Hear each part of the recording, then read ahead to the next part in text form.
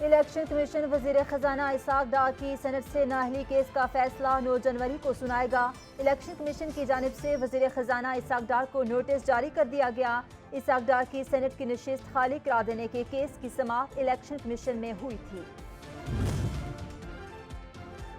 Supreme court में नैब तरमीम के खिलाफ इमरान खान की दरख्वास्त समाअत के लिए मुकर्रर। चीफ जस्टिस की सरबराही में 3 रुकनी बेंच 10 जनवरी को समाअत करेगा। बेंच में जस्टिस एजाजुल एहसन और जस्टिस मंसूर अली शाह शामिल। नैब तरमीम केस के तमाम फरीकैन को नोटिस जारी। जिनेवा में सैलाब जदगान की इमदाद के बजाय शरीफ बरादरान अपने सियासी मुस्तकबिल का फैसला करेंगे। शेख रशीद कहते हैं वजीर खारजा और वजीर दाखिला के बयानात जलती पर तेल डाल रहे हैं। इमरान खान सूबाई असम्बलियां तहरीर करेगा वरना अपने मेंबर असम्बलियों से निकाल लेगा।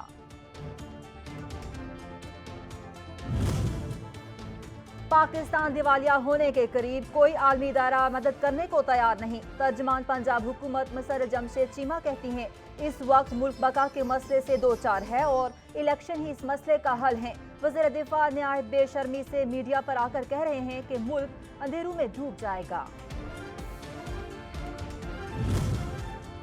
24 घंटों के दौरान कोरोना के 23 नए केसेस रिपोर्ट। मुस्बत शरह कम होकर 8.59% रह गई।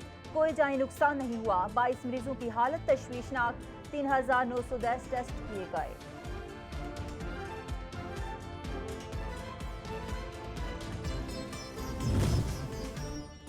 सूबाई दारुल हुकूमत समेत पंजाब के मुख्तलिफ इलाके आज भी शदीद धुंध की लपेट में है, जबकि हद निगाह भी न होने के बराबर है, जिसके बायस अहम शाहराहों समेत मोटरवेज को मुताबिक मुकामात से बंद कर दिया गया है।